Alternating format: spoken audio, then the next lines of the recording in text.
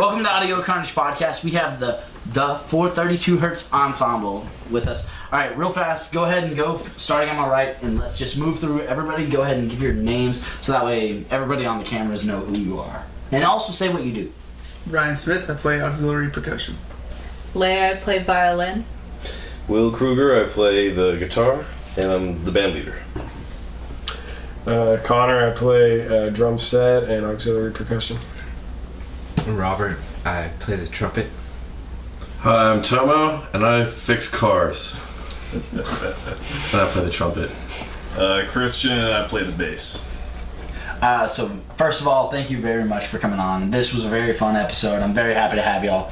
So when did y'all originally form as this ensemble? It's I understand that sometimes in Denton there's a variety of members that come and go. That may be the case for this, or it may not be. But what would you say the year is like that y'all's creation is? The year was 2014. Oh Lord!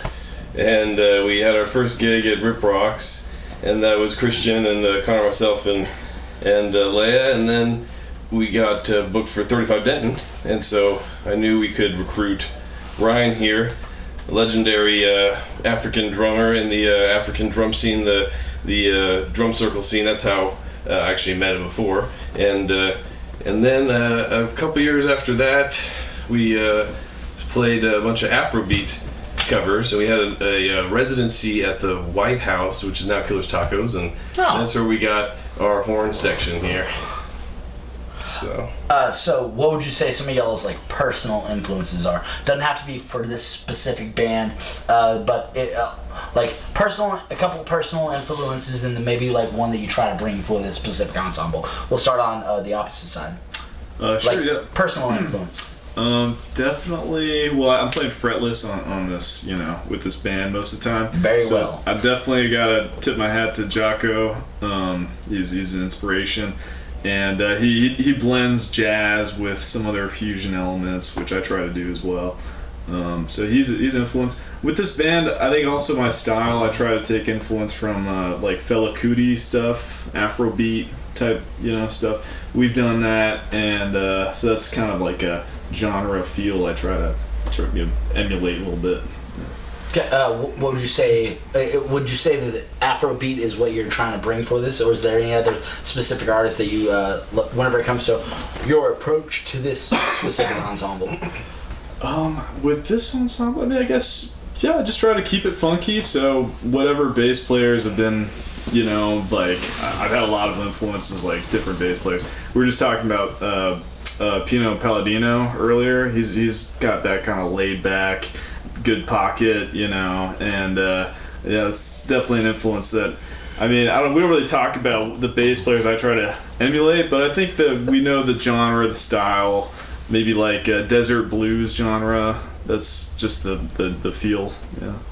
All right, Tomo, what about you? For what was some of your favorite trumpeters that you've listened through the years? Maynard Ferguson, Arturo Sandoval, any high note player, John Faddis, Tito Puente.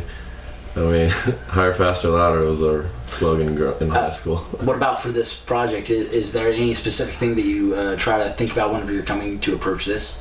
Man, I don't know. It's so different, man.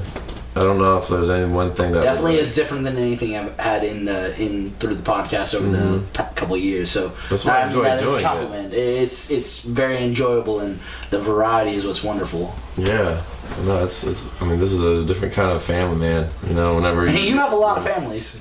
No, I don't. Just two. Wait, this is okay. I keep thinking you're like Matt in fucking 45 bands. No, just right, two, so man. What about you for your whenever it comes to what brought you to the trumpet? Other than maybe for me, my parents made me play the trumpet, which I'm glad they did. Made you? I was in 5th grade and I didn't. They were like, oh, well, play the trumpet. Okay. I very much enjoyed it. I'm glad I did, but what. I didn't appreciate it until I stopped playing it as an adult. Yeah. I was like, oh, I get what it brings to the flavor. But that's because I got through my angsty, everything is sound distorted and angry phase. I was like, okay, it's nice to have that stuff between the notes, the flavor, that little kiss that brings I mean, for example, like everybody knows the intro to Lowrider. Like all of us can hear that in our head, and that's just something that like whenever you're writing piano, whenever you're writing guitars, like trumpet's a instrument that taught me lead, and I didn't realize it taught me lead until I got out of high school because I played it 5th grade through high school, played jazz band. But like the appreciation came from later, and there's so many varieties to what you bring to it. So, like for you personally, what's some of the things that you like love about like your instrument? Well, I liked playing trumpet in band during middle school, so I did that, and then I continued to play in a rock band, the Wee Beasties, which have Been on those podcasts. guys. Yeah, they've been on this chair. Yeah. In Their high school. Haskins nearly like right here. Oh, Yeah. Well, I said nearly. sacred ground. yeah, but as far as trumpet playing influences, Some would call it ballast ground. Sorry, that was a joke I had to say. But playing trumpet. yeah. Influences on Well, trumpet? well, like if you were to listen to some horn-based music on like your ride home, what's some of your favorite horn players to listen to? I love Freddie Hubbard. I think he's one of my all-time favorites. Louis Armstrong. Oh yeah. And, I mean, there's a bunch more trumpet players. I mean, Dizzy Gillespie. That'd be one Is of there them. any specific of those influences that you like try to model when you're bringing to this project? So far, not really. Because this is a very different vibe, so I couldn't even imagine how to approach this musically, like as the concept. Well, some of it we have, it's kind of very specifically written out what we play, and That would make it easier. Know exactly where you need to play, exactly where. yeah, I mean, basically all of it we have written out. You wrote it out, and I mean, we play together a lot and tried to do it right, I guess. But being able to feel it. Yeah, I did a harmony on, so yeah, I guess we're now starting to deviate from the written page on this stuff. Like, ask me the question again. I think I got off Well, you answered. You did answer the question. The question was originated with basically some of your main influences, and you started with that. Yeah. And the follow up was more so like if there was anything more specific that you brought to this particular project, which also you did basically touch on. Yeah, just our like musical taste and what Genius. So This man pisses excellence. Can I say that? well, at least do it in my bathroom and not on the couch, please. So, what about for drumming? Whenever it comes to like the kit, what would you say like got you like inspired to move through and play? Well, for me, this is more so than probably anyone else here. This is really just. I'm at best an amateur hobbyist when it comes to drums, and so for me, when I met Will back on, what was it, like 2015? You have a good argument in that vein. Remind me of the term amateur hobbyist. I want to hear what you have to say, but remind me the term amateur hobbyist. Amateur hobbyist, yeah. Well, so when I met Will in 2013, and he introduced me to the African scene that was at UNT, and some of the guys playing there.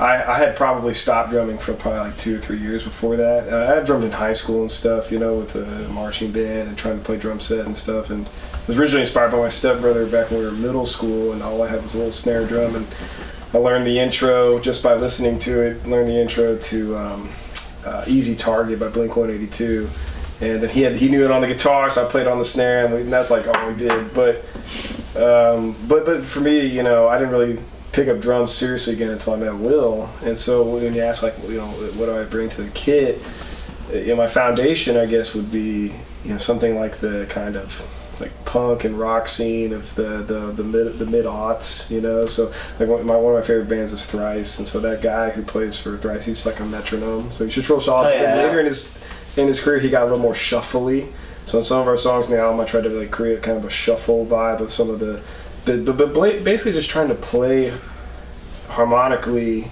with the percussion instrument with the melodic section. That's kind of the way I think of it. Is I'm trying to play symphonically and harmonically with them, but not just create a beat that they play on top of. If that makes sense. Be part of the actual orchestra that is the ensemble. Right. Like, Communicate with them. Well, because you play a standard beat all over to be the rhythm, but like being able to have that like response to what happens in the guitars, or what happens the little accented notes that's happening in the violin, or you have the staccato notes on the trumpet. Being able to get those little things to emphasize on that, like, is more than just playing a straight. Which actually goes back. So the amateur hobbyist comment that created a single image in my brain. So one of my drummer is.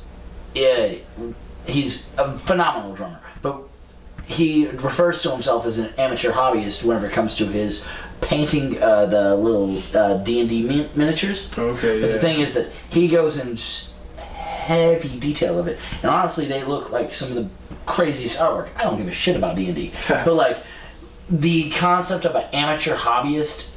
If you love what you do and you are passionate, you don't have to be somebody who can fucking play a blast beat at 30-second notes on a click track to make a good... It doesn't matter if you take time away from an instrument whenever you come back to it. Like, it's the like flavor that you bring to the group and to the collective. And like, you're in the pocket 100% every time. Like, so like that, like you use that term as a negative concept of at the very beginning of your statement. And for me, like it invokes this image of some of the people that I know that are at the best of what they do, and because they do it out of passion versus somebody who's just doing it for the fucking math of it. Because you can be a crazy ass drummer who can play in fucking 16/7 or whatever the fuck you want to make up. Like, that's fine, but if you can't be able to like groove with the group of people and be able to make a song that's fun, groove with the people. well, you have to be able to have this like chemistry. Yeah, exactly. Like being able to truly like get like sync up into what's needed. Like you said, it's not about just necessarily playing the beat. Being able to play the space in between the notes. How much do I need to back off? How much do I need to add the little extra stuff? Right, and I think a lot of that really actually also helped coming from Ryan. He really introduced me to the African percussion, and through our instructor Musa, who's out of Dallas, and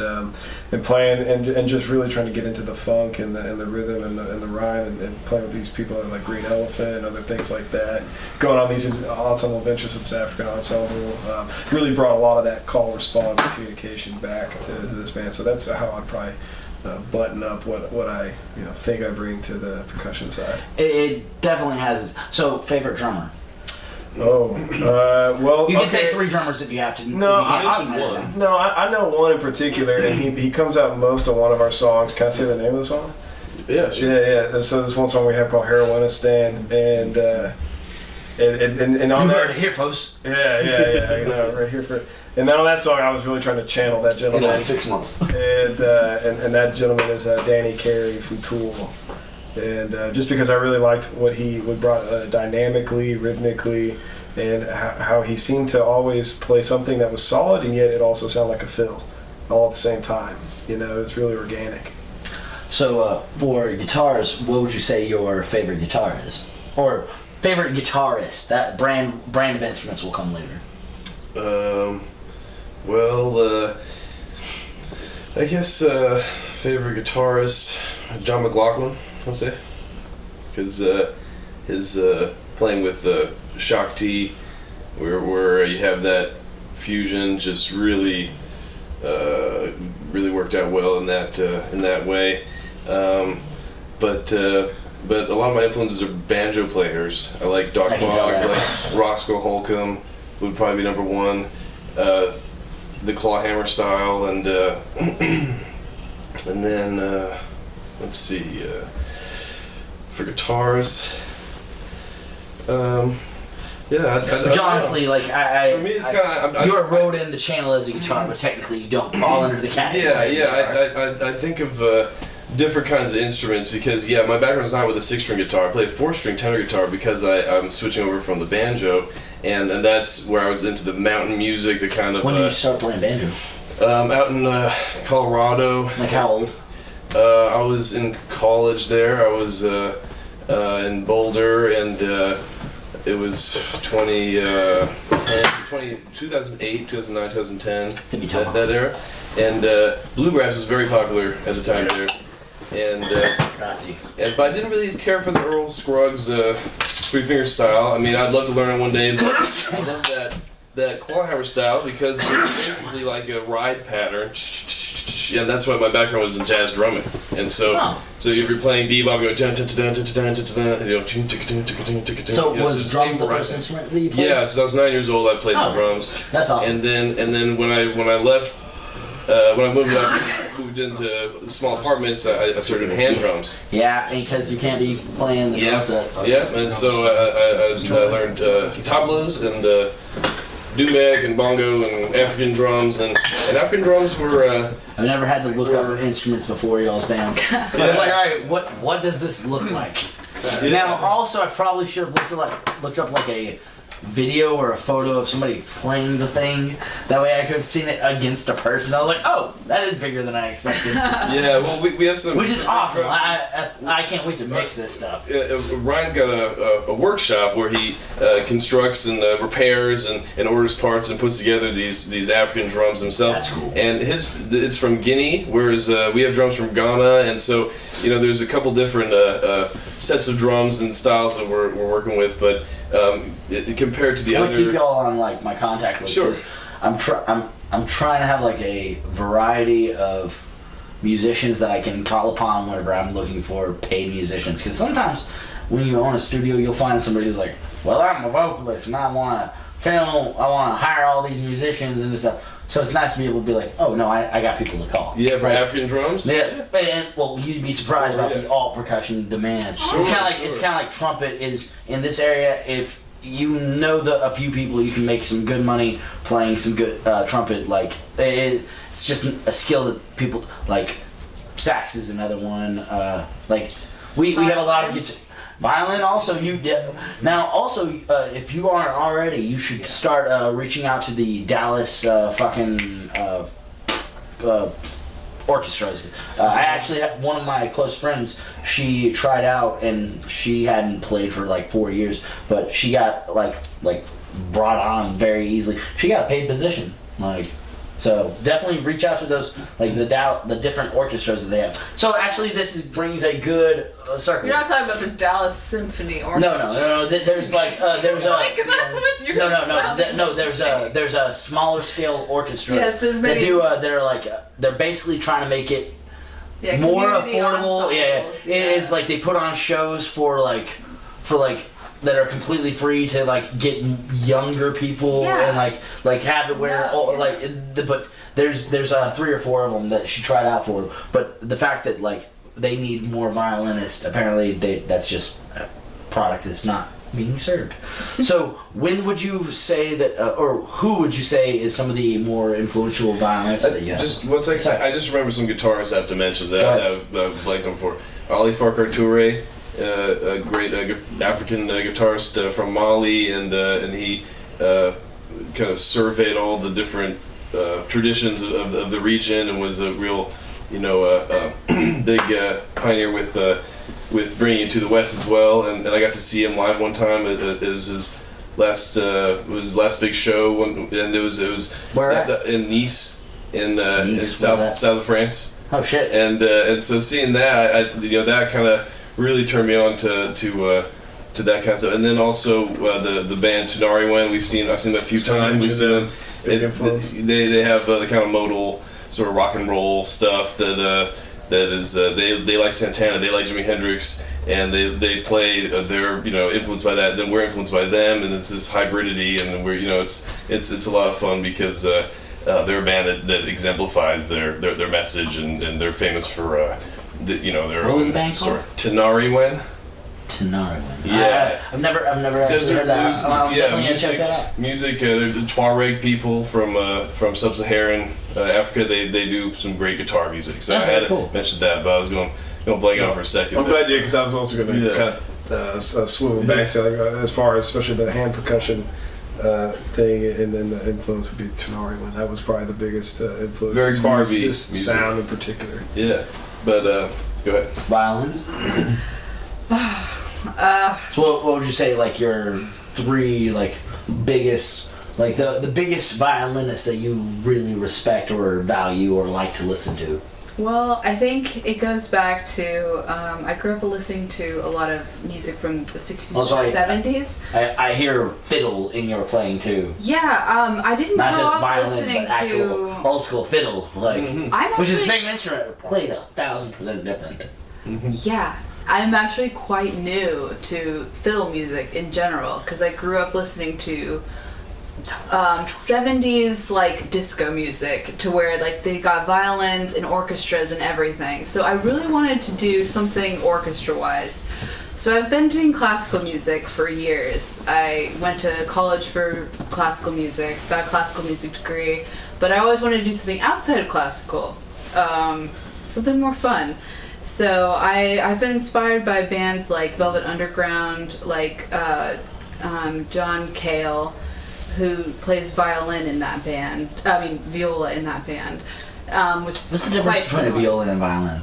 It's they have a C string. Is it higher pitch or lower pitch? It's lower pitched. Okay. So- That makes now I can understand the concept. Yeah. So Thank you for clarifying. I like the drony sound they do, and then part of the next phase of that kind of violin rock music is Warren Ellis, who's from Nick Cave and the Bad Seeds. So that's kind of another more drony rock violin music. So I'm trying to do some sort of guitar violin thing. But there's also this band called It's a Beautiful Day, and it's I can't remember his first name, but the last name's LaFlemme, and they do wonderful violin rock from 1970, 1969. Their albums, It's a Beautiful Day, title album, It's a Beautiful Day. It was very inspiring to hear rock music in general. But then, of course, the thing about violin is like it's so you can go on forever, because now I can go into jazz and I can talk about Stephen Grappelli and Eddie South and stuff like that. I just have so many influences to do something outside of classical music, but to do rock music with violin, and There's a market for it. yeah, and I want to do something that's more fun, not something so, commodified, something just like Wait, wrong side. punk-wise. Like, I really like listening to the Wee Beasties, because it gives me inspiration to just... Really, because I feel No. dirty. I feel dirty. I feel dirty listening to the Wee Beasties, and I want to branch out and get down. I had to have like 4 just showers dig after y'all's in and- episode. It's like I goes like when down you the play band. with Ginny Mac, like you bring in an instrument that's completely outside of punk music, and I like that idea, and I want to do stuff like that, and so that's why I like playing with this band, because we do things completely outside of the norm. So what got you into African percussion? Like, and how long have you been doing it? I was a teenager at like a drum circle. Okay. Grateful Dead show. And Oh, so saw acid. like what a Acid. drum circle was. You could have just said that. Yeah, It was LSD. That's exactly right. Yeah. And There was a correlation between like people getting life in prison for selling LSD. As every place that the Grateful Dead went, like there was like a mass take of like arrest for like lifelong, like people that are still in jail. Long for those jail days. sentences, Like yeah. long jail that are seriously still in jail like over 30 years ago, 40 years ago. Just here's a show. Guess what? Lots of arrest. Sorry to cut you off on that. It just reminded me of that. You're right. So, what about this specific instrument? So you have what two is? You had the Krin, correct? yeah, Krin. It's like And then the Dun Dundun. Dunimba, yeah. So how long have you been playing these? I got into West African percussion as a teenager, and I started taking like classes with Africans when I was probably in my 27 or 28. And, How old are you? I'm 40. Okay. So I've been playing about 13, 14 years. Yeah. And there's just a whole orchestra of percussion instruments that make melody music in the culture, and that's a huge part of the culture of dancing and celebration. And the groove is so deep when you get into it. Like how deep that group goes is like the sky's the limit. My drummer has And that's been like an regularly addictive for me. practicing the talking drum. Yeah. And he's been Sorry, I'm so he's done excited. a couple, but like it's crazy how like as you were talking about, it's their melodic acoustic or a melodic percussive instrument because he's able as you're able to like bend them, it goes up whole step, half step, almost. I think it goes up 2 steps kind of thing. So That's the way they play drums though. All drums talk. yeah, because you Say can something with you every can drum. create like the actual melody as you're talking about, which is a very fascinating. What came first, spoken language or hitting on stuff to communicate? What do you think? Well, my question is, what came first, language or thought? Like on a child, like let's say like y'all just had a kid, what develops first? Is it gonna be y'all the definitely thought. but what is thought? If it comes not like how do you not speak if it or whenever I think I'm like I need to go to the grocery store. Thoughts In are- my brain. Thoughts are more simplistic than you're words. talking about, is it an internal Well, sentence? but that or is it but like that also could be that's more shapes and images and like imaging, I guess. I think it's more like a map, and then the meanings derived from the association of the points as opposed to an internal sentence. Well, I've just always wondered about like that process of like that developmental brain that happens, like because it's so weird. So going back, so 2 quick questions. Favorite local band, favorite local venue. It can be a dead band or a dead venue, or it can be a live band or a live venue. Let's go quick. So let's start center out.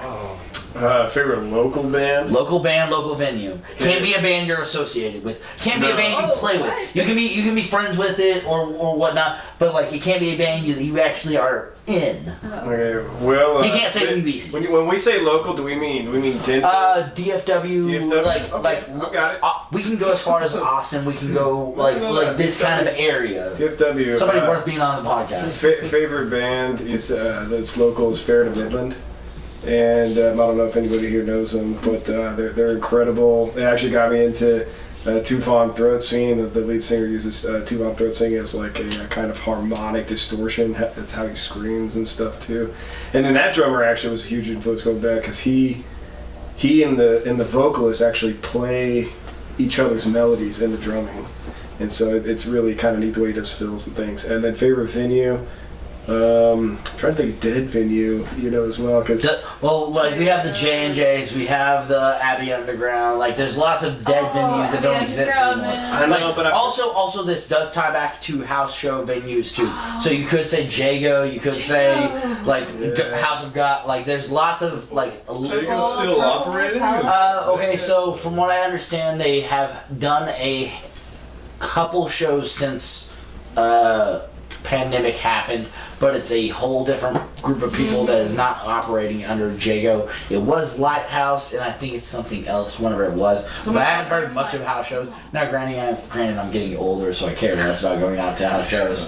Like, I'd much rather have the bands come to my house and put on a show. There you go. that's what it is. Yeah, so it's kind of a tie. I really can't choose. It's between Banter and Harvest House. Harvest is a venue that is super amazing, but I just wish my death metal band could play there. But my death metal band can't play there. So but Banter's like I really felt like where I started getting comfortable with the band and everything. And I knew the owner. He was he's the brother to my high school history teacher. And I'm from Austin originally, so that's kind of a far stretch. And so it was cool connecting with that guy and then like talking about his brother, my history teacher and stuff. And so it felt very personal. Oh yeah. So favorite band, local band, favorite. Local band. Currently performing local bands? Can be dead, can be really alive. the favorite, all-time favorite, probably the Earl Harbin Trio. Yeah, I used to go see them What was it? in high school. Earl Harbin Trio. He's one of the, he wasn't from Denton, but he's one of the more... Well, yeah, I mean, they don't have to be from Denton. So, venue. Favorite venue? Oh, I can't pick one. No, you can. You. This is not about like. Yet again, this can be dead venues. Like it could be places you can't play anymore. Like there's many of those. Like you can't play fucking Curtain Club anymore. Oh well, then it's the like, and it can't be something that's like in existence. Like I very much enjoy it's the playing. old Rib Shack. Like I love. That'll be my favorite. because it's the first venue I played. I think it was called The Shack at that point. All right, and so now There's a restaurant there now. let's keep it. Just over like off of. Oh shit. I don't even know what's there now. I think it's a. I'm pretty sure it's a restaurant.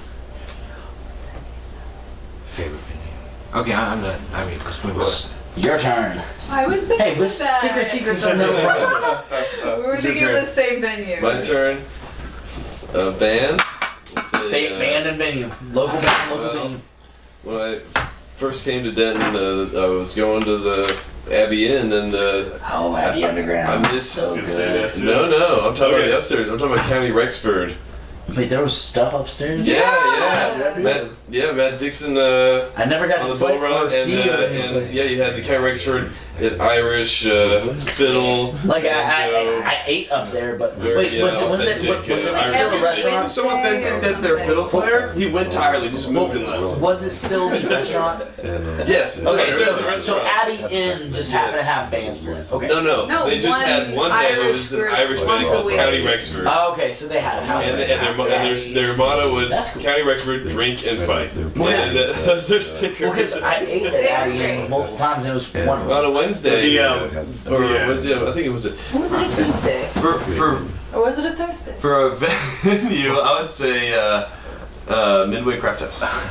Oh yeah. Come on. Oh god. That place went into fucking meme legendary. Y'all. Yeah, we played there. We loved We it. did all of some of Well, us. did y'all not see like that place went viral? One of the noise art bands went viral on it. Like it was like I saw it on the front page already. I was like, I know that place. Yes. Remember Problem What? Dog? Problem Dog, Underground. yes. They said to shut the power down. They shut the power down. That was messed up. I remember he was totally out of line, dude. Totally out. They did it. They're playing So What. We have a quote for the podcast. He was totally out. It was atonal. It was like So What, right? That was. All right. Weird. It was a weird band. We like Chase. We like Chase. Yeah, we like Chase. We play Abbey Underground a lot. We so like we Chase. play with Chase. Favorite local band, favorite local venue. Since we're talking about venues, favorite, there's so many, man. I mean, Favorite. I said favorite, didn't I? that's hard to say, man, because each has its own different vibe. All right, you gotta kill a child. Which one are you doing? I have 4 children. I'm gonna tell you about 3 of them then. Well, no, I don't care. No, don't tell me about the 3 you're killing. Tell me about the one you're not killing. Okay, Rubber Gloves has become my favorite venue because they got 3 stages. Yeah. Some, you got the cocktail lounge, you got the indoor, you got the outdoor. That's so nice. Yeah, I mean, yeah, it's pretty cool, and they got food truck. I mean, you gotta have food, for me to be like really enjoyable or enjoyed there. But 3 Links in Dallas, man, that's a really great one because you get a lot of people walking by, seeing it for the first time. It's open to outside, and they just, I don't know, they're one of our favorite spots. Man, Abbey Underground, of course, was a great place because they could really pack it in, and it felt real intimate. Yeah. Do you remember when it was called the Boiler Room though? Yeah. Yeah, man, that was like grungy. Oh man, that's Now it's an arcade. Yeah. Which also I'm not mad about. The only thing I'm disappointed is that they were this close to being the Foot Clan lair. Seriously, if they had to stay the Foot Clan lair, the Foot Clan. It's a Teenage Mutant Ninja Turtles reference. Yeah. So think about the Teenage Mutant Ninja Turtles the movie like that. That look, what is it? The Foot Clan? They had arcades, they had a band, and they had skateboards. They were almost at the Foot Clan there. If they would have had the stage, think about it. Bands, arcade, beer, food. Yeah, pizza. like they're done. With the Like, Sam honestly, I'm like, Rockwell, cut out a couple of this fucking cabinets and put a stage there. You will be packed. Yeah. Seriously. And people are already paying a cover to get in, Yeah, but it's free games. I guess they could have increased the cover. Oh, the free games, like. Well, yeah, no. If you, don't pay for the games, the games are just hit the button and play. Yeah. So it's $12 to get in, then you gotta pay for the beer. So, all right, this isn't it. All right, so we have one more person. All right, Tomo, sit back. Sit back. Alright. So band, I'd say fun band is Boombox. Good call. I was gonna say Black Dave You didn't let me Franco. finish my Dude! You're right. All right. You're right. I'm sorry. Sorry, Tom. What's your favorite band? Sicker call. Lucky Puppy. Yeah. I was thinking them and Boombox. I was gonna give a shout out to Boombox. We should all do I've been giving you all shit. three of those I apologize. bands. All three of I give you those shit because I bands. love you. You know that, right? I should have. He's I know a that I veteran wasn't now, asked. isn't he? On the Yeah, I mean, this is at least 2. I thought it was more, but seriously, I just assume when Matt's here, you're here. And then so venue, I'd say. Did you mention the White House? Well, that's White killer. House? No, we haven't mentioned that one. Yeah, we played there. We had a residency Yeah, we there did for a mention while. that. That's a fun. That Now was it's fun. Killers. It was a backyard. different stage. It's Killers Tacos Yeah. now.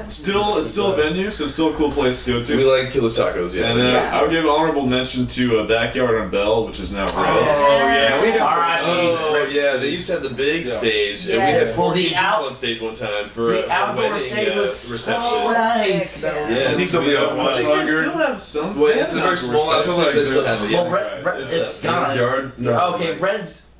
Reds I don't has- know. They have a smaller stage. I but feel still like they're not gonna last very long. They've They lasted blew longer it than I by thought. getting they rid of were. that stage as well. Let's not be negative. Let's I don't know if that stage was safely built. They made it through the Shout out to Seven Feathers. So, Good girl. Brian, I guess not. favorite band, favorite venue. Across the street bar would be the favorite venue. Oh, It's in yeah. Boulevard downtown. Oh. Had a lot of good times there. Yeah. Cheers. Wait, you talking Oh, that yeah. yeah, nice, dude. Did in Dallas. Good I felt left times. Good times. Yeah. Original drum circle. Oh man, one of the coolest bands I saw when I moved here was Bag. They were fishy, but they weren't like a cover band. Andy LaViolette, he does some stuff for Snarky Pucky too. That you Snarky Puppies, please Yeah. start playing. Yeah, we saw them Yeah, last weekend. they're touring. Anybody know their Yes. any members? Like personally? Like No. enough that you can be like, hey, get on this podcast. No. Fair enough. So, okay, well, But I that mean, is a band you should look into. Honestly, we love I the We're very real close. talk. Next, You've heard of them, okay. well, season 5, I have bands that I'm having to deal with lawyers, so it's Oh, things well. are moving forward. Our So, lawyer's definitely gonna be calling you. Like, Can I throw you're in talking my- like. well, yeah, well, I was Steven like, Mann, they I'm were trying to trying. randomize it. I don't want people to think we're playing favorites. Well, yeah. So we have your favorite venue was Across the street bar Yeah. favorite band. was Bag. I saw them one Bag. time. The very first show I saw when I moved to Denton back in like 2002 or something. Leah, favorite band, favorite. It's venue. Leia. Leia, I'm sorry. Like the No, Star no. Trek. Don't say our Leia. Like That's the Star Trek. Wars. It's Star Trek, guys. Y'all are fucking wrong. I don't care. I'm not a. It's Commander Lair from Star Trek. Layer? I just wish there was something else I could reference. You know, There is Only nothing. there was Oh, one there other was thing. Something else I could Is it the reference. Bible or something? Yeah. It could be worse. It could be Spaceballs. Yeah. Battlestar That's Galactica. true. I don't know what's worse. Okay. Also, you have your hair in a bun. It's one bun. Thank you. You're right, but that's halfway there. Is it? Halfway there. I can't just not wear a bun, okay? Like, Favorite All right, favorite band, favorite venue. white. I don't wear white. Okay. Besides the Wee Beasties, which I think greatly, Richard Packins and a wee bit of bestiality. a bit. I love the Denton Tarantinos a lot.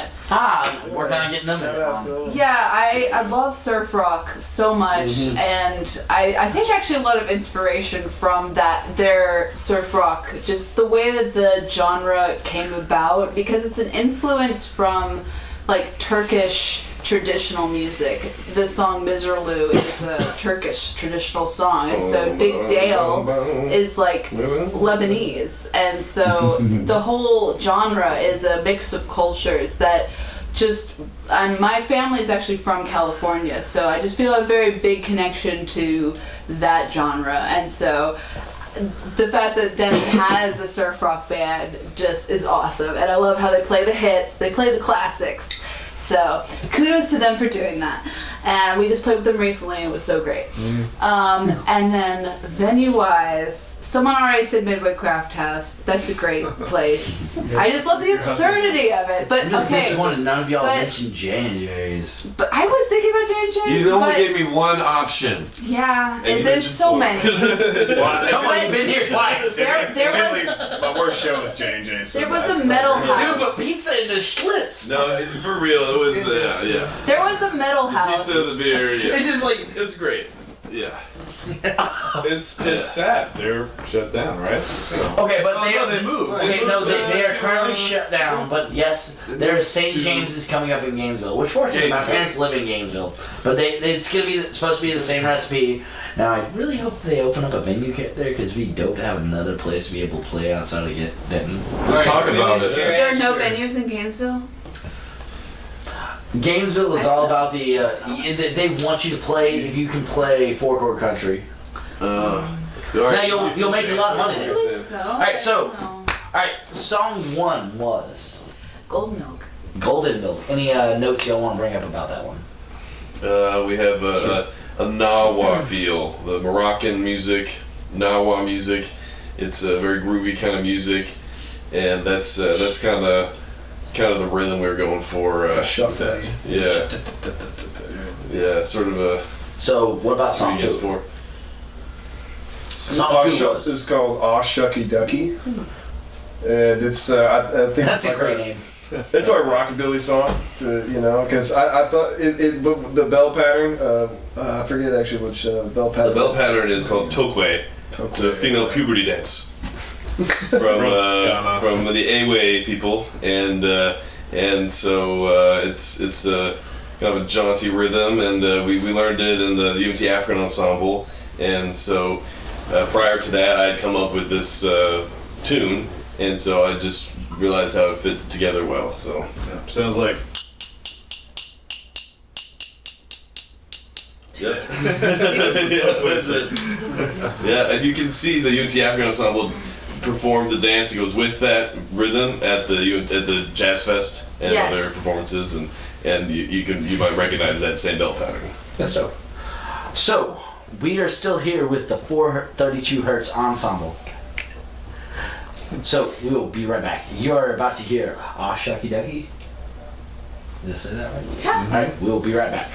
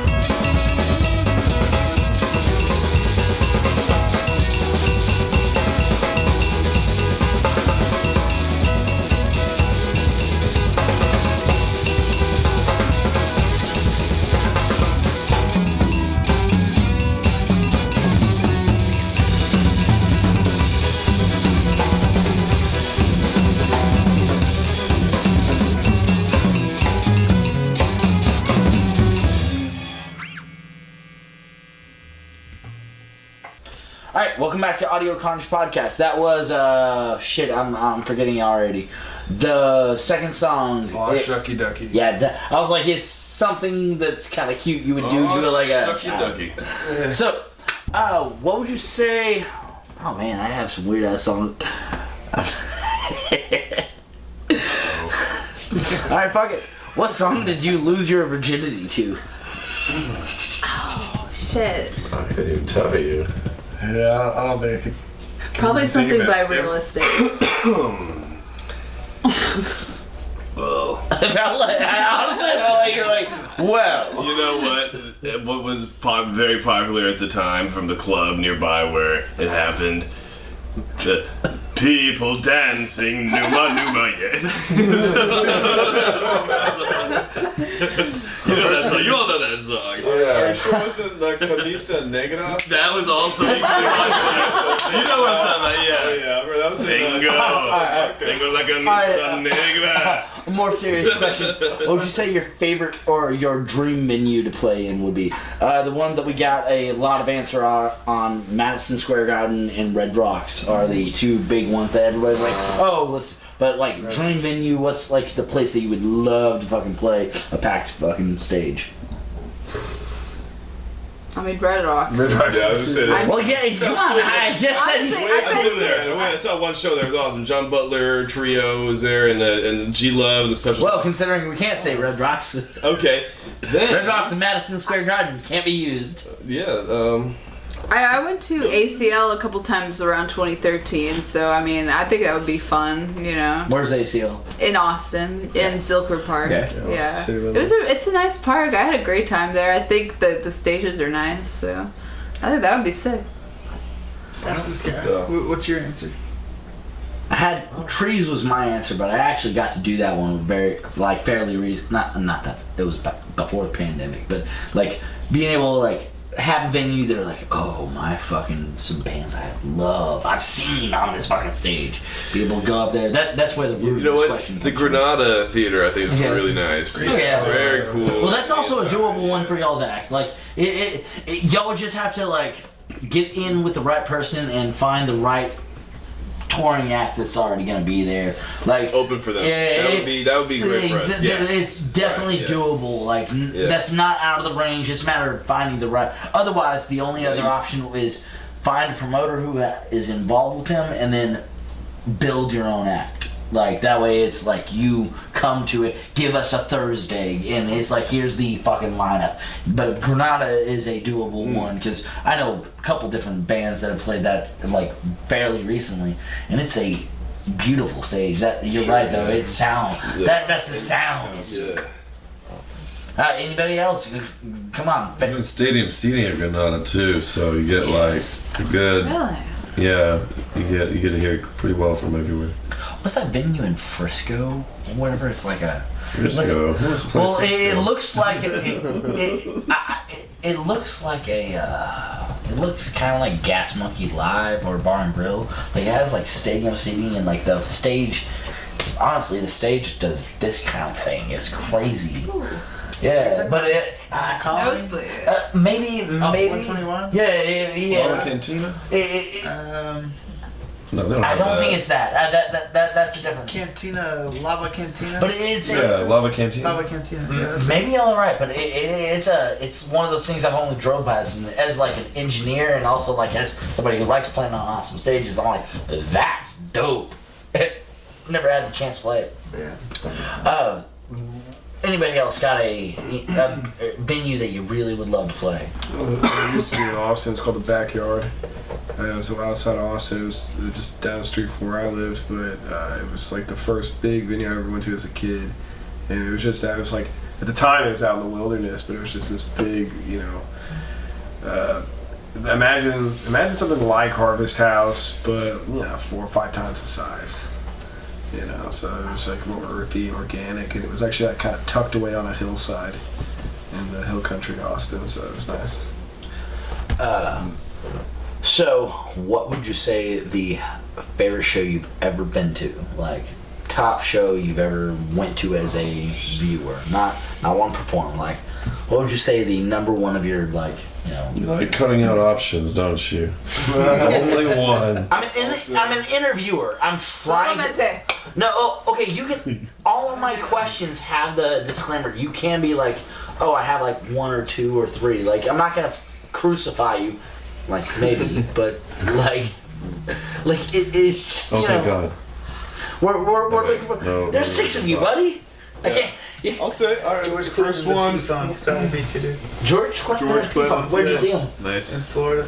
Ah, I'll call you back. I'm nice. Hawaii. still recording right now. That's awesome. What year was this? I'll call you back. 2001. I'm busy. I'm still here. So I saw Victor Wooten and Ah. that was actually at the Granada Theater. Ah. And it sounded amazing. He had like 4 different basses playing at one time. I'll call you back. It never sounded like too much, you know? Like this is like that's a perfect amount of bass right now, you know? Like he had like the head of the Berkeley bass program that'd be playing dope. 6-string fretless bass, and he had and Victor Wooten started out on a cello. He was opening it off, get weird. Yeah, this is one of the better answers I've actually gotten. This is a solid answer. That's why I kind of wanted to play there too. I was like, oh, that's fucking dope. That was All right, good. all right. Yeah. It was actually, and I felt very fortunate to see him because I kind of wasn't sure what was going to happen at the outset of the pandemic and the lockdowns. But I saw Thrice do their 15-year anniversary on the album that made me start taking music more seriously and actually wanted me to actually become a musician. And so that was their album called Visu, and they played that at House of Blues. And it was the last show. House of Blues is a nice one. It was the last show they played, but The Dallas one? yeah, Dallas on the main stage, and it's not my favorite venue, but it was that album I never got to see as a kid because I wasn't old enough to go see it. The band plus the venue plus the sound plus the experience, like that, like I could see a million bands at any like Reno's Chop Shop. That wouldn't make the difference if I had like the opportunity to see, I don't know, fucking Cannibal Corpse at that Reno's Chop Shop. That venue is a dirty ass venue. Mm-hmm. A dirty ass band would be perfect for that kind of stuff. But like instrument, location, crowd, such important factors. Yeah. Like where you're at, what you're listening to, and who's around. Like Right. it's super important. And like that thrash show, like one of my buddies is a huge thrash fan, and his band is one of the few bands that it was the only band that I was annoyed editing because every one of their songs was at least 15 minutes. Oh, jeez. And so it's just like, just long ass editing. But the drummer is so on point, and his favorite band is Thrice. And so those shows that they put on, like especially at like House of Blues, which you can catch a cover band there, or you can catch a amazing fucking act. That's why really the act makes it. So I was just saying, I think one of the best sounding though was the same band at the Bomb Factory. So that was probably the best sound they ever had. But anyway, I'll let you go. Good eye. Dude, your dog has massive junk, man. For a little guy, yeah. Come here, Ace. no, it's been on camera. They know. The viewers know. The viewers. In fact, I would say his balls are probably a staple of the podcast. Like it's what's weighing the podcast down. If you got it, flaunt it.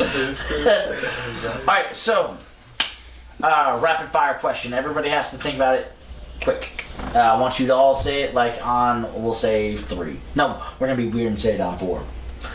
So on 4, favorite alcohol. 1, 2, 3, 4. Beer.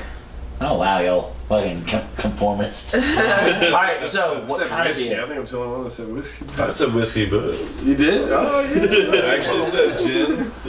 So. Gin. All right. So what kind of gin? Call it the A-way. What kind of gin, What kind of Mr. gin? Gin? I don't know, maybe like Hendrix or something. Yeah, I'm not- Whiskey. Yeah. Japanese whiskey, baby. What kind? What You brand? gonna maybe narrow it down to one particular whiskey again? I said you could at least do a couple, motherfucker.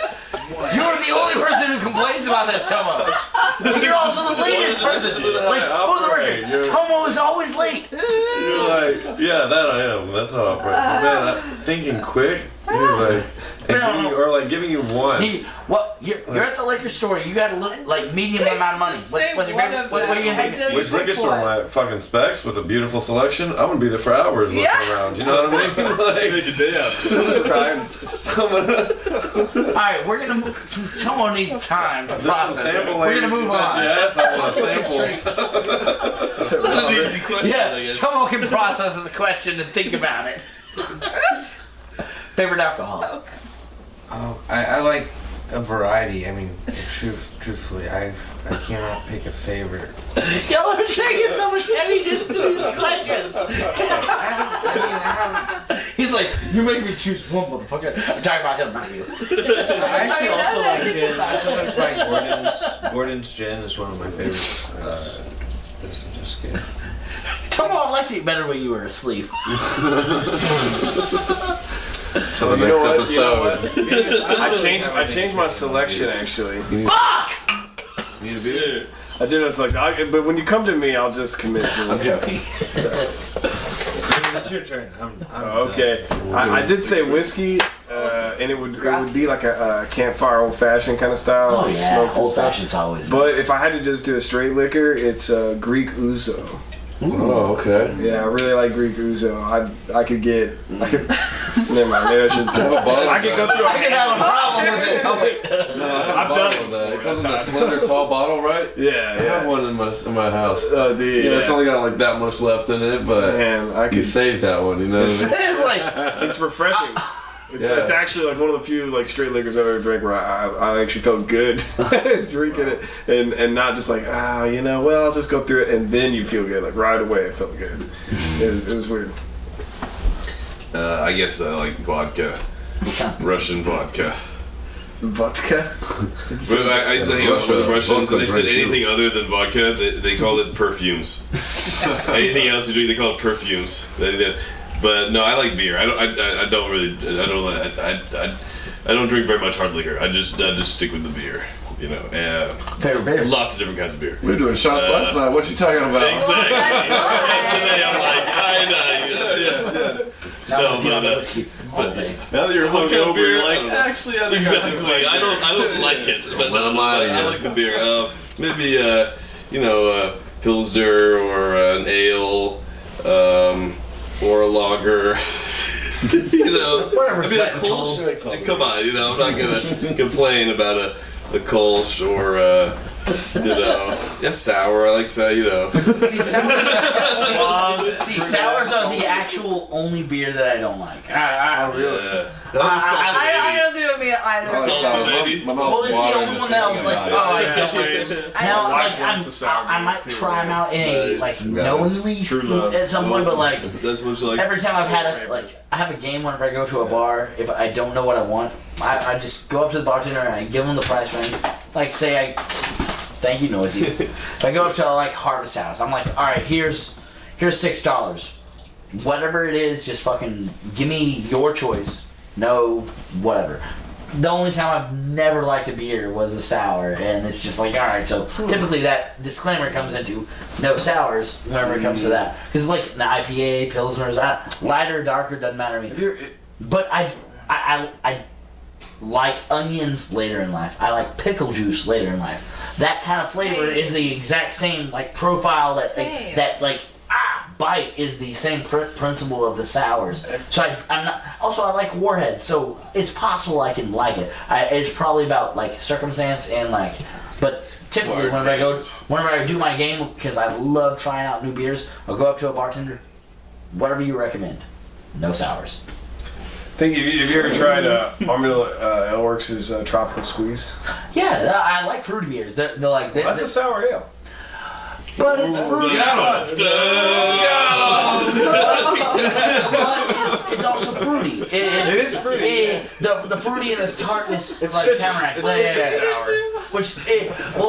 There's some really sour beers out there that I just thought if you hadn't been convinced yet, that's the one. Well, yet again, I'm somebody who's down to be convinced. I'm always down to try. You know the best beer? A free beer. Okay, yeah, sure. I mean, yeah. We can all cheers to that. Free beers. Free beers. So this costs me $10, Everyone but down whatever. again. Yes, Christian. What are we a band if not for free beer? I mean, right? Did I? All right, so Burgers. favorite books shout out to or J-Slab. movies, media of any form that is non-musical. Oh wait, I forgot your alcohol. right, yeah. And y'all, There's a your beer for every alcohol. season, you know. It's very good after physical. It's a lot of beer. No, Sometimes you want a heavy beer, sometimes you want a light beer, sometimes you just want a fresh beer. But is beer your main choice? yes, but he Beer. also likes a Bloody Mary. Oh yeah. Yeah, and I'm gonna give those coffee. more of a shot. I like Makes a good tomatoes too Bloody much to not like a Bloody Mary. Spicy. I don't think I like vodka. Honestly, vodka is the only. It's the only liquor I can't drink straight.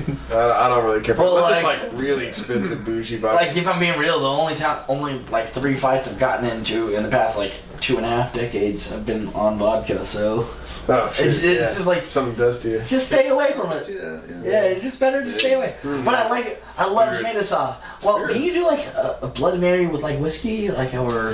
Nah, if it's brown Ew.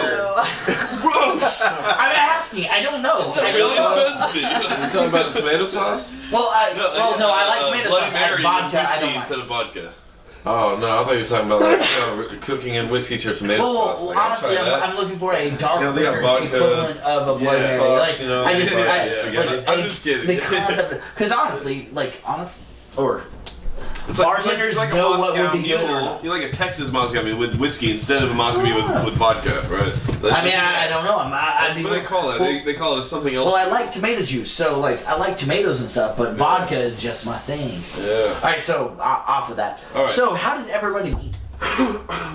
What was that first beer we were drinking back in the day?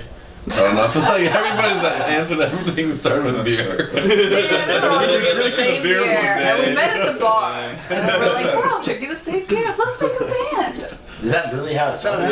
Yeah. Yeah. Time about Let's see. I honestly thought he was fucking with me. Yeah, that was the truth. Let's start with the I was band gonna beer. throw Yeah. something at him, but then I felt like an asshole. Now I feel like I shouldn't throw him something. No. I started the band. I got Connor here to play drums, and Christian is my brother, and he was in NYU's jazz program, but he came and transferred, finished at UNT, and that's where Connor and I were both at UNT, and so then we got Leah on the violin, and then we got Ryan, and so we sort of met in the way that well, I guess we actually met through politics, but we're not going to get into that. We're gonna talk about religion instead. Connor was tabling for the Libertarian Party, and I started arguing with him against Ayn Rand. And then 6 to 9 hours later, the Libertarian Party, the Libertarian Club, they partied at UNT. Like they partied hard. The Socialist Club did not party at all. It was very, very trying. I checked out all the political clubs at UNT. Did you say 69 hours later? I know what. 69. Socialist Club does not party at all. Libertarians, they party. But yeah, we were tight, and then then we met. I met Len through a mutual You know friend who parties who was a drummer, The nihilists. Gray Zimmerman, a drum set player. Party like and, nothing matters. Nothing to live Well, with. and like, and when we were talking about, politics and all that, and the two things were, We can talk about the concepts. We just need to go into Well, we them. started talking about politics, religion, but then we both learned that we played drums, and then Will. It's like, oh, should we hit shit together? Yeah, and then Will was like, hey, when you're a drummer, it's a certain kind of personality, and It's a band of drummers. We met. I had a lot of friends from UNT African Drum That's what it Ensemble. is, yeah. So you'd have like 8 drummers. Some of them in the UNT Jazz program drummers. Some of them the orchestra or rock or whatever. And so we were just hanging out with a bunch of drummers. And Leia was happy to try to go from classical to try to branch out. Had never played in a band. Had never improvised or done jazz or rock or on the violin, even though she had listened to a lot of No, UNT alumni is gonna help me find more fucking ensemble. I had gotta done get some in this. high school. Okay. You've done some jazz in high school, yeah. I need more fucking ensembles in the groups. Yeah, well, it's something that is a little bit rare, but I think people appreciate it. It's just that you have to kind of think, you have to go out a little bit outside your way into the curriculum in order to to want to do that. If you're a violin player, they don't make you do fiddle stuff, and that's And my why classical studies suffered because I was searching to do more rock focused. That, you know. your creativeness. Well, because you're flourished. Like you're inspired by people like there's masters like roots like that Marco you need. O'Connor. Like trumpet gave me so many roots in lead that it made it so much better whenever I chose to play bass or chose to play guitar because Oh, what like I knew Flea. from those Doing that. things beforehand. Yeah, doing both. That's cool. So, do you prefer to write in the studio or do you prefer to write in the room? Meaning, would you rather be all of y'all in the room fucking around, fucking up? Would you rather be... band? Huh? Not entirely. We are playing covers with these horn players. One of the songs, By the Waters of Minnetonka, that's a 19-teens song. And rompy. Well, my question still You know, stays the same. but- do you but, do you personally, yes. whenever it comes to writing original music, The prefer answer is not as a group. So That, I've written isolate, original music, and my compose, brother as get well. get the idea of everything put out together, and then we all have our framework of what we need to do. Then we all come together and. Well, it's more for our band. It's more like let's take a beat that Ryan knows or a beat that I know, and then we try to pair it with either a obscure cover or an original piece of music. So would you record the beat on the alt percussion, or would you have like a loop that somebody's just like listening to, or would you actually be in the room playing the loop? It's just beat? in my head.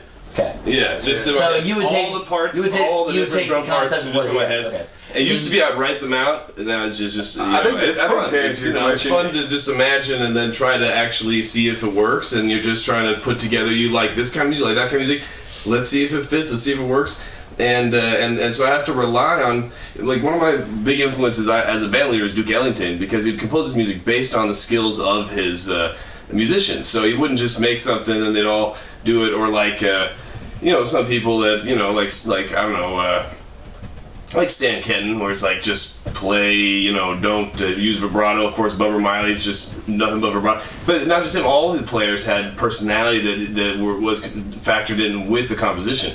And so when you're trying to do some composing or arranging, I think that's how you get the most out of the bands. You're trying to think about, you know, what's this person's skill set, what's that person's skill set, and try to, you know, tailor what you're doing to do that. And that's what I've tried to do. But it's been mostly like, you know, trying to fit the pieces together. And like, you know, Ryan does what he does well, Carnage does what he does well, Christian does what he does well, Leia does what she does well, and then I'm just trying to put them together. You know, and these guys do what they do well as well, and we that's icing on the cake. So these guys are what makes it really sweet. So. Whenever you're doing drumming, do you prefer to have the fuck around like in the room, like for creating your own rhythmic sections for recording? So, you know, and I usually follow, because as Will stated earlier, you know, he's really more of a drummer by trade, not a string instrument by trade. And since I'm really not a musician, I just kind of listen to what, you know, he also being the leader, I just kind of listen to what he says, and then once he gives me kind of the skeletal rhythm, like specifically for Golden Milk, it's that Nawa beat.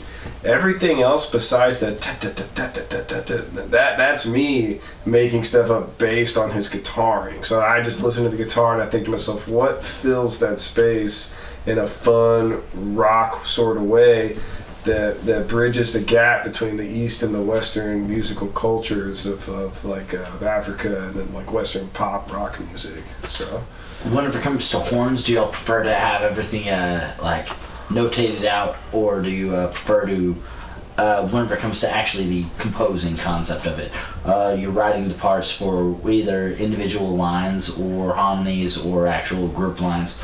Do you all prefer having the sections, being able to listen to it, or being actually in the room and kind of fiddling around with it?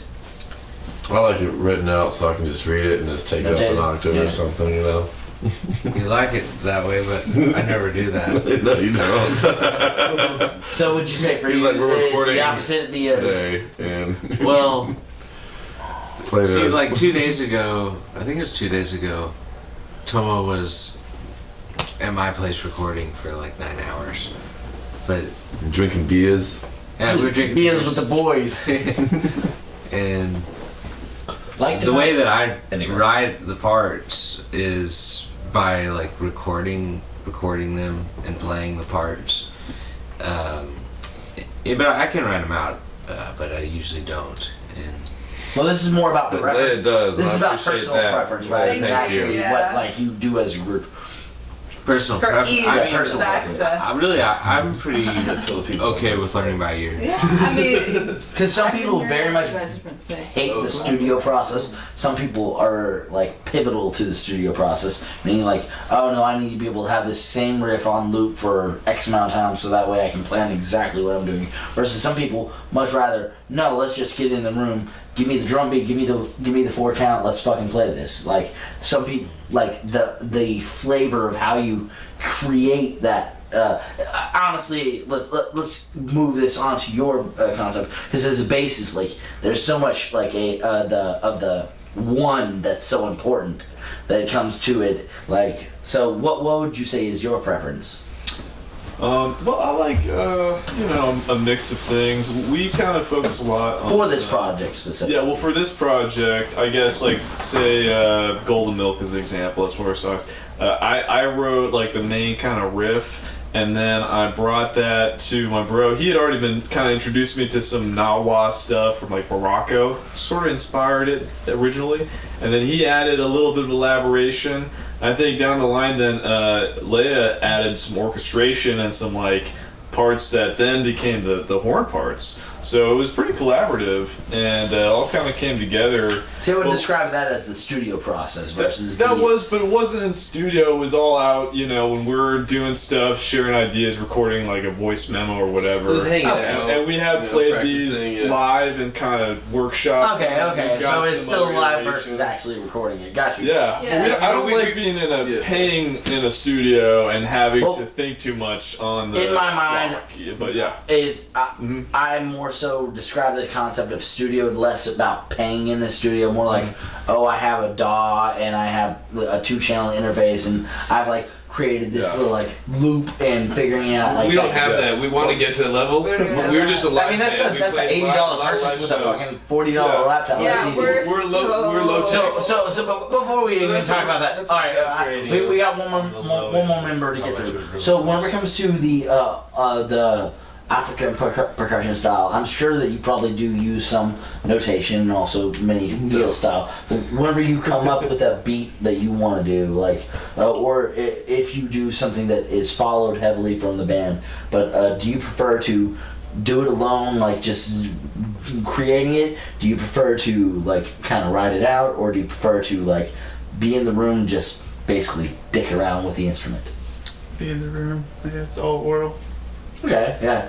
Especially with that variety of, because you said that your background is the drum circle style, which is a very like impulsive like response. And music from Guinea, the Guinea drum, the formal ancient tradition. So a lot of rhythms and stuff. yeah, like maybe dozens or hundreds of beats. I mean, Because these alt percussion styles is something that like I never got to ask about, like how like creating the rhythmics of what you would throw into the main sections, like the I know, I raised my hand like I'm in class. Yeah.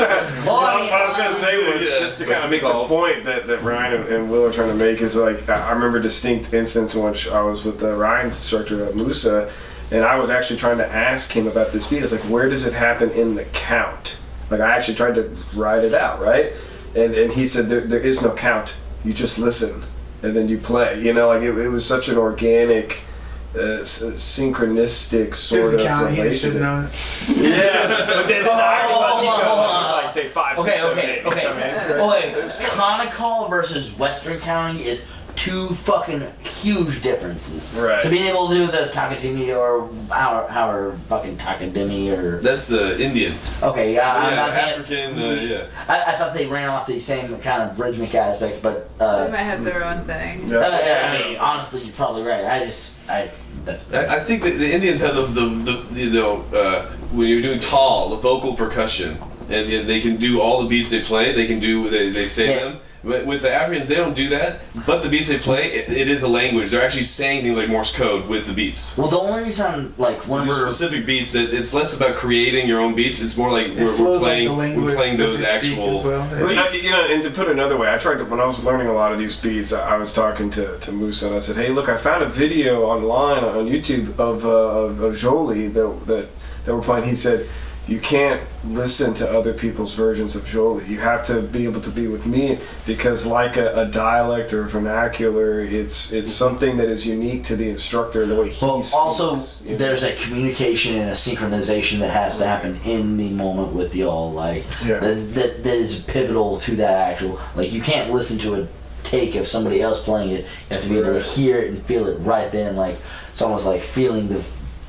But I guess what he's saying is it's rooted in an old tradition, and so his teacher had a teacher, and that teacher had a teacher. Similar with Indian music, where there's certain dialects, and so it's not entirely spontaneous. It's actually. The only reason I brought up Kanakal is because they that is the only other description that I found. Like, it's easier to describe like 30-second notes and 64th notes, like, because like their articulations of it can basically be like the E and that we are describing, but on a faster variation. Well, so like finding those extra spaces in the notes is where I found that concept. Now also, this is a description I'm trying to more understand versus like. It's a different language. So it's a different paradigm, and I think you're better off just feeling it than trying to write it out. In the African drum ensemble, you have some players that are from the marching band or classical percussion, and they'll try to write it out, and that's good. It should be translated into that way. That's fine.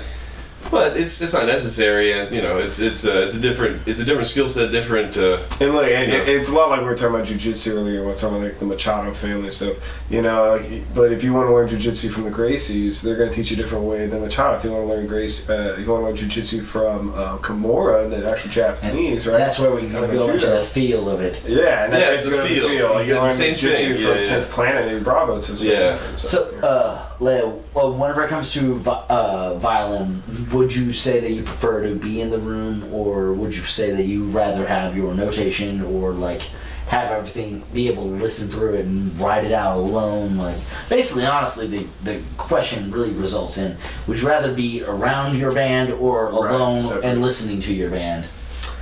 Yeah, I guess I'd rather be around the band. Like I did some soloing where I'd have an ensemble and I'd play with them in high school with a classical ensemble. But when it comes to the band, it's very fun to branch out and actually like kind of pretend to be a guitar in the sense, So Violin's a voice, so yeah. Just like lead guitar is a voice or trumpet is a voice. Like, it's something like if you're talking about it as a mix engineer.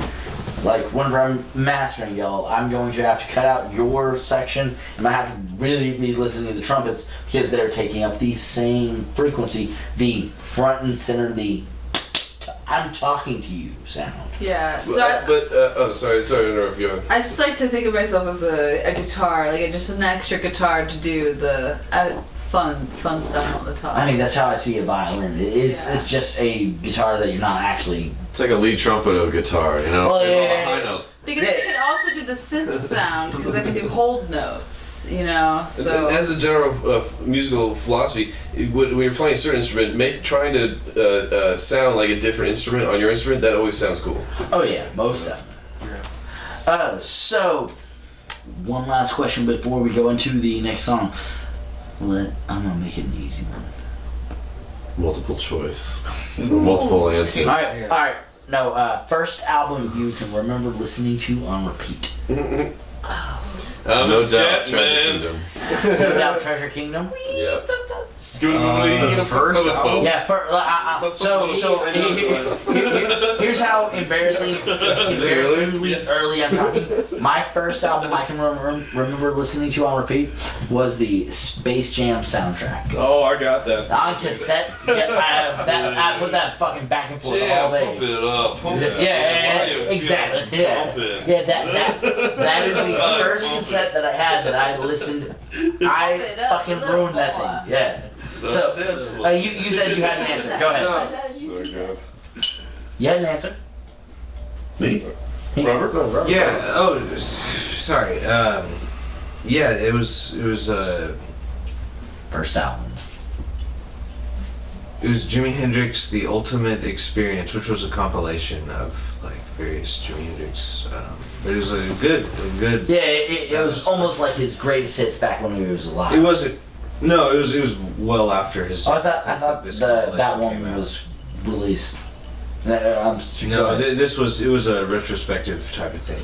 Yeah, really good. And, really good liner notes and stuff. What would you say the one that you listened to the most? The track? Yeah. I listen to Hey Joe a lot. I also listen to All Along the Watchtower, which is like Yes. Oh yes. Yeah, and then the helicopters came in. Favorite drummer Love that is one. Mitchell. Ooh, yeah. Yeah. It's a good one. Tomo. No doubt. Tragic Kingdom. Dude, it's probably like Backstreet Boys, you know, on a cassette or something. Like, we're talking Mine about was first- fucking Space Jam. Don't be. If it's gonna be Backstreet Boys, commit to that shit. Well, no, I think I'm Like my pretty first sure it CD was fucking Britney Spears. I'm proud of that shit. Oops, I did it again. yeah, that Yeah. nothing wrong with that. First album you can remember listening to on repeat. Rob Bass and DJ Easy Rock. It Takes Two. Played the shit out of that tape. Take two, make everything good, right? Good one, very good one. I mean, I guess I could say like the Beatles #1. You know, that's just like so long ago though. But the one I remember like really listening to over and over again was like I was starting in like 2013 years where I was like getting into the indie scene stuff. I would just listen to the Antlers Burst Apart over and over again. That was one of my favorite albums. Oh, that one actually right there. Which one? Linkin Park? Hybrid Theory. Yeah, good one. A very good one. I actually just put that up on the wall. I was like, I was listening to some Mike Shinoda shit. I was like, fucking Chester, I miss you. Gotta go up on the I wall. don't know, because I would say something like, I remember like certain songs. I listened to that so much. That was Right. such a good one. Yeah, but like certain songs. But I'm thinking like full albums I listened to on repeat. First one, it's probably that. No, that was a formative time of my angstiful years. Yeah. I was a Needed. dark little kid. I like that stuff, but everything else got. I believe you're the last person. Yeah, well, like I said, Scatman Sean. Yeah, I'm trying to make sure I go was through everybody. 6 years old, and I got it as a CD, and yeah. Alright, so we are going into song 3. What is song 3? Rompy Rompy. Rompy Rompy. So, Yes. anything Rompy y'all want? Rompy. Anything of note? Well, it's a Turkish-Greek possible song, and It's a Greek it's really great. Well, yeah, I'll tell you something. We thought about how we like, Mr. Louis mentioned Blue Rondella Turk Right. is a Turkish, based on a Turkish folk song in 9. So, 9/8. we're doing a Turkish folk song in 9 in a somewhat surf rock kind of way. And so it's fun to do something a little bit exotic for us, but over there 9's pretty common, and so it's fun to kind of adapt it into kind of a more of a rockin'. 9's only 3 fucking in triplets. Come on, guys. Don't count weird. It's surprising how 1, it is. 2, 3. I Instead think of of 1, more 2, of a 3, 4 and a 4, half. 5, 6, 7, 8, 9. 1, 2, 3, 4 and a 1, half. That's how 2, 3. Just count. Triple it. Come on, guys. It's not that fucking hard. But if you hear our song, Sorry, I can't think of it that way. My drummer and my fucking guitarist love complicate. It's 9/4. No, it's 3/4, bitch. Fucking don't be weird about the tunings. I gotta take a leak, sorry. Well, that's a good time to bring it back. We are about to hear Rompy Rompy.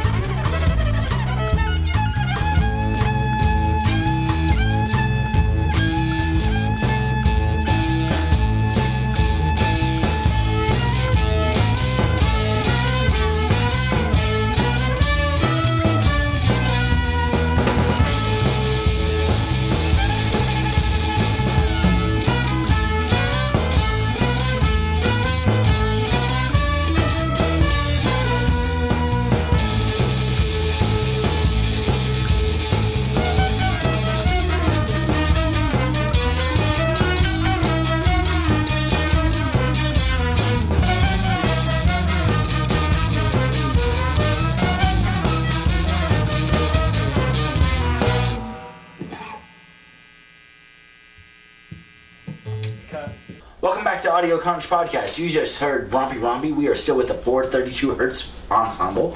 So, guys, what would you say is your favorite of your own songs? Oh, I would definitely say Heroinistan. Yeah, Heroinistan definitely is a good song. You don't play in that, so I don't like it. What do you like? What's your favorite? What's your favorite? The thing about Heroinistan This is personal favorite. Not talking about band collective. is that we sort of contribute. We how would you say? It's a tribute. It's a memorial to our friend Raina, Andrew Raina, partially, who died of a opioid situation, and so he liked that song. And before he died, while he was alive, he wanted to help make a music video for it. But alas, he was overdosed accidentally in Belize. Is that one of y'all's older songs? No, it's off our upcoming album that is about to come out, and it's one we've been playing for years, but we never recorded it because we felt like it was missing something. And then in the studio, we sort of added things, added this, added that. Got a little clarinet that's sneaking in there. Got a little bit of a little tabla's getting in there. A bricate, kind of a certain type of drum. Yep. A choir singing backup vocals. We were like in the studio. We're like, this is taking longer than we thought. Might as well get the most out of it. And we did that with our sound engineer Jason. Rochester. Oh, from Jason. Diesel No, Diesel Beast practices out Yeah, here we have. sometimes. Yeah. No, I did not realize that y'all knew Jason. It's been a while. No, Jason is here regularly. Like, if I would have known y'all knew him, he would have been over here fucking with the sound. He did our sound at the farmers market. Mockingbird? We played the farmers market like every that's like maybe market. 5-6 times in 1 year. Yeah, I love going out there. Sound every time. I take out Ace with me. Yeah, it's a great place. He's very happy. Yeah, we love playing that. For the community. So he produced our album. Yeah. That's very cool. I did not know that. I wish I would. And I mean, I honestly didn't matter, but it would have been cool to like realize that because he's a very talented. talented. Beast album right there. Oh yeah, no, Diesel Beast has been on the podcast. Y'all can see there. You know that, right? They'll be cycling back through. So Well, obviously Trumpeters, they sneak in I'm new in the places. band, so that's why I didn't know the story behind that song and everything. well, So, what about I like playing Rompy Rompy. That's what Rompy I like Rompy? to play. Tomo? Same. Yeah, definitely. It's just fun playing. It really So, That's why I like Oshucky Ducky. That's my favorite too, because it's just fun to rock out on. Chops busted. oh yeah. Yeah, that's what you call it. Remember, we had you playing Oshucky Ducky on the trumpet back when we did Afrobeat stuff, and you wrote it out, and you said, "This is a real chops buster." That's what you said. Oh yeah. Do you remember No, I don't remember. Yes, You wrote it out like real fast, and then you were just like, it's gonna be but so intense. it's a little bit much for. I Too don't much. remember doing that. It was So- like 2017. It was Did y'all like- have any music or family members that played in the instruments as y'all were growing up? Not while I was growing up. My mom played flute, but not while I was growing up.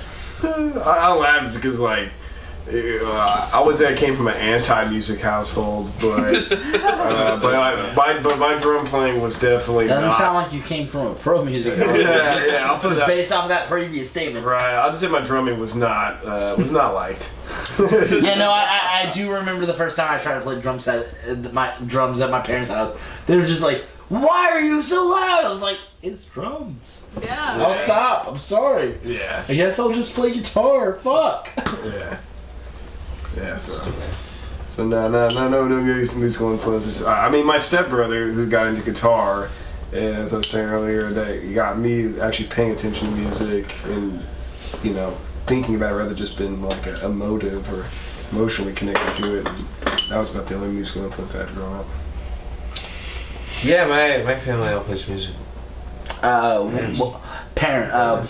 and dad, what do they play? The flute and the trumpet. Who plays what? My mom plays the flute, and dad plays the trumpet. Ah, very That's an nice. offensive question. I honestly thought my question made it less offensive. That's true. I felt like if I would have assumed it would have been worse. Like I'm a CSI or I'm a CSI gender male. Wait, CIS. Wait, CSI. Wait, CSI. Yeah. NCIS. NCIS. Dumb. I gotta be careful about what I say. I'm an NCIS male. I gotta be very careful.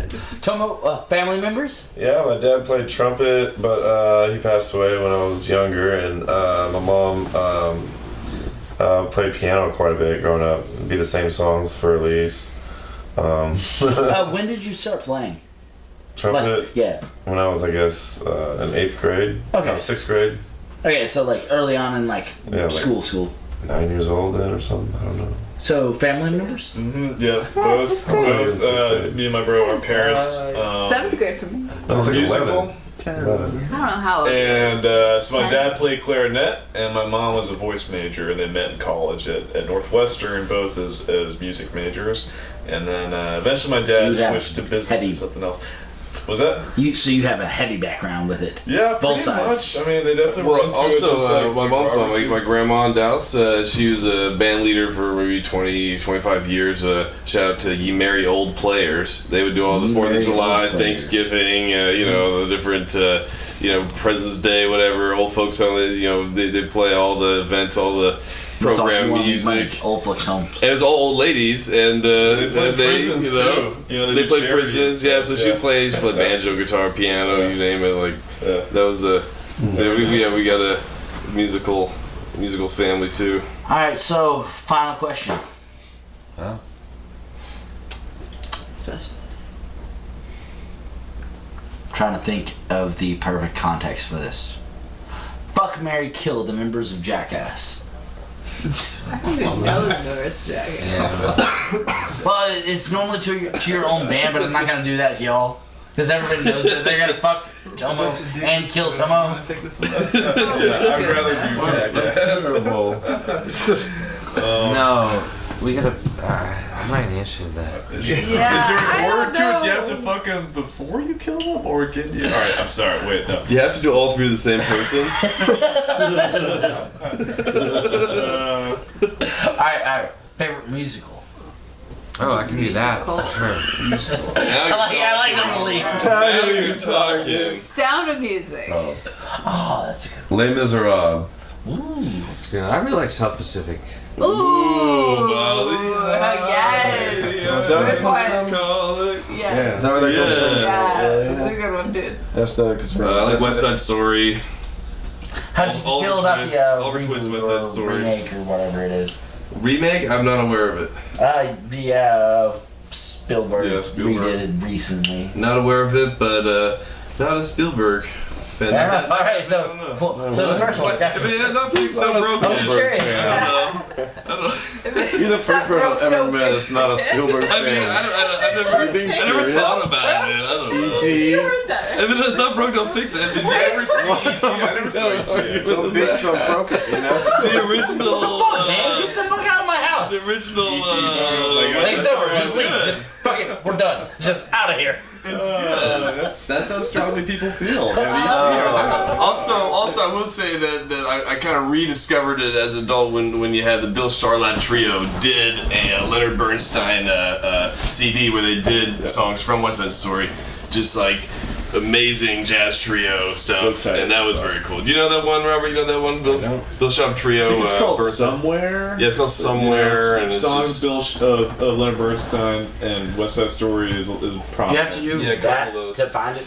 Yeah, you gotta do that. You gotta picture it in your mind. Over the That's cursor good, bar in the yeah. search, It's just like, I'm highlighting it. yeah, Stop highlight missing. it with your hand. Yeah. All right. So favorite ice cream. Oh, these Cookie questions dough. again. One? What? Cookie dough. Yeah, no. This is a gun to your head question. Come on, man. I thought you were This going easy. Come on. This is the only important question I give you. Cookies and cream would be fine. Ooh. See, I'm a cookie dough. Now, cookie.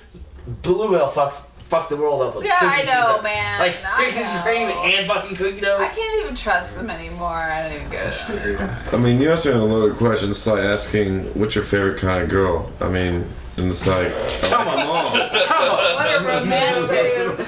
Tomo, you just compared a woman to dairy product.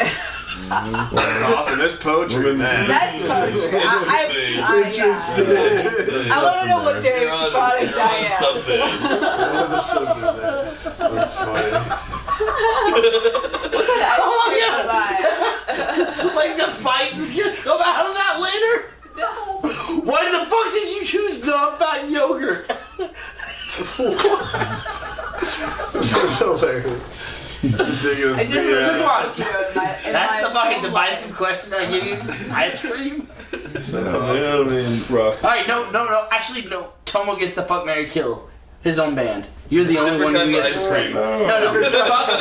Fuck, marry, kill. You were complaining about the ice cream question. Fuck, marry, kill your own band. Who you gonna fuck, who you gonna marry, who you How gonna about kill? different kinds of ice cream? Fuck, marry, kill.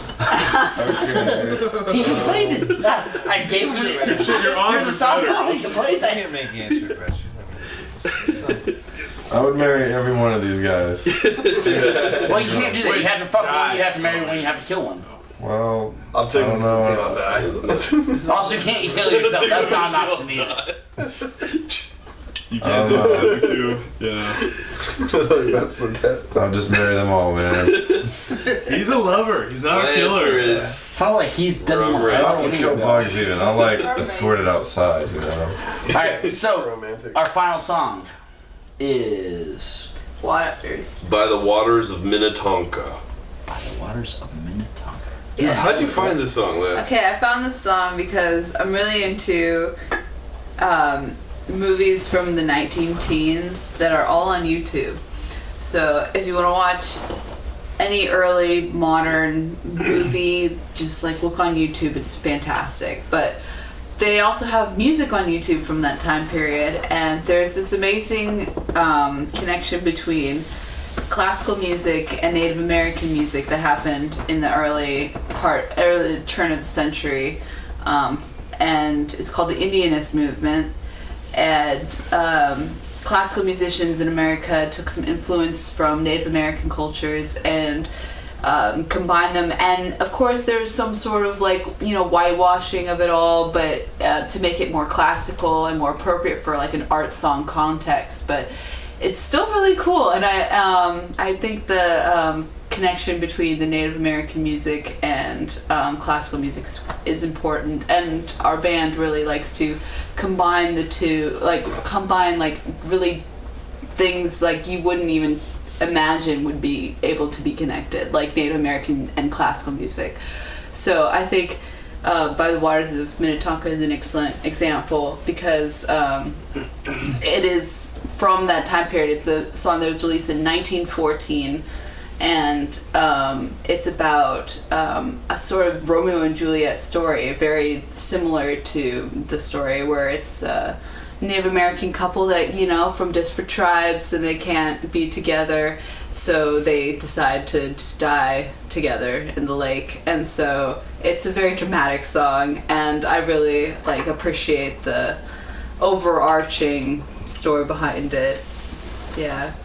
And then the beat that goes under it is It's based in something West African. Yeah. Yeah, and so that is, so we take a Native American song that's combined with classical music, adding an African beat onto it, and then I'm playing violin, he's playing a tenor guitar, we got djembe, we got dun-duns. It's just we try to combine and then horns, trumpets, you got stew going. We got stew going. We try to combine all of it together, and I think it just I don't know how to describe what we do. We call it desert rock right now. So Well, it's trying to subgenres that are annoying, so just it doesn't matter what you call yourself. yeah, so we are calling it a new thing. It's called desert rock. As a Check us out. as a band or as a bassist for a melodic tech death prog band, I hate subgenres. That shit's so annoying. Mm-hmm. Being able to just find a name for whatever you would describe yourself. So more importantly, So this is the self-promotion point. So where can we find y'all as a band? We have a website, www.the432hertzensemble.com. Is it numbers or spelled? It is numbers 432 hertz. H. HZ. Just HZ. Yeah, THE 432 HZ Ensemble.com.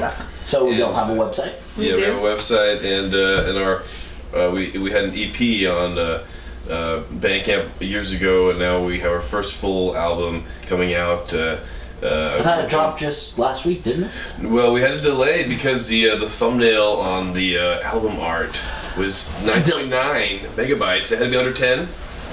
No, the technical issues. I understand. That's what happened, and then I'm trying to, so. No. The digital aspect, especially if you deal with Bandcamp or any company that pushes the stuff out, exactly. It took us fucking about. But they scheduled the release. I know. We scheduled our release in advance, so they didn't tell us there was anything wrong until it was released. That's frustrating. You're supposed to eliminate that problem. Yeah. To do it, to Thank schedule you, it. Robert. Thank you, Robert. Thank you, Very Robert. Who said the company? Why else There's schedule? TuneCore. Oh, I just TuneCore? promoted them. TuneCore. I thought about saying it. I was like, no. Oh wait, never mind. Cut that out. Check out my SoundCloud. It's fire. It was just a company. I'm leaning in because I want to say their name, but I'm leaning out because I'm not sure I should. Yeah, but yeah, no, it's coming out, and we're excited about that because we finished over during the pandemic when we can do live shows. We're just finishing that, and it's our first full-length album, so we're really pumped about it. Really pumped. Do y'all have any live gigs coming up? Now, granted, this is probably coming out in like 6 to 7 months because I don't start editing until I have all the bands filmed. But this is more of a time capsule. Y'all got anything coming up in the next few weeks or anything, or is right now studio process or? Well, right now we don't have anything coming up. We're hoping to do some festivals in the summer and the fall, and work on some new music. Yeah. So writing is a good option whenever it's like, all right, I don't feel like gigging. Well, I think we might do some open mics and stuff to try out the new stuff. But it's always a good option. Man, y'all would be a hard open mic. It's we only have 40,000 instruments. That was what Abbey Underground used to be, man. That's how we started when we were not playing that well. I miss that shit. I miss that so much. Alright, so other self-promotion. Guys, we know Tomo's in the Wee Beasties. We know they're playing all over the United States. Check them out, theweebeasties.com. Richard Haskins, the Wee Bit of Bestiality. They're phenomenal. Robert's in a little band called Brave Combo. Robert should get the Brave Combo through the podcast, shouldn't he? Playing tomorrow, check it out. In 7 months, wait, never mind. Yeah, how many months does it take? Too far in the future. Honestly, it could come out next week. It could come out in a year. I don't know. We have stuff on the calendar. Lots of stuff. All over the place. Check them out. Various festivals and clubs. So when's your next gigs, Tomo? I know you got LA and a couple other ones coming up. What's your first one coming up for the BCs? What is the next one? I use my calendar for everything. Yeah. The next one's in Austin, I think. Kickbutt Coffee in Austin. Again? No, never mind. South by Southwest weekend. No, we're not doing that. We're not.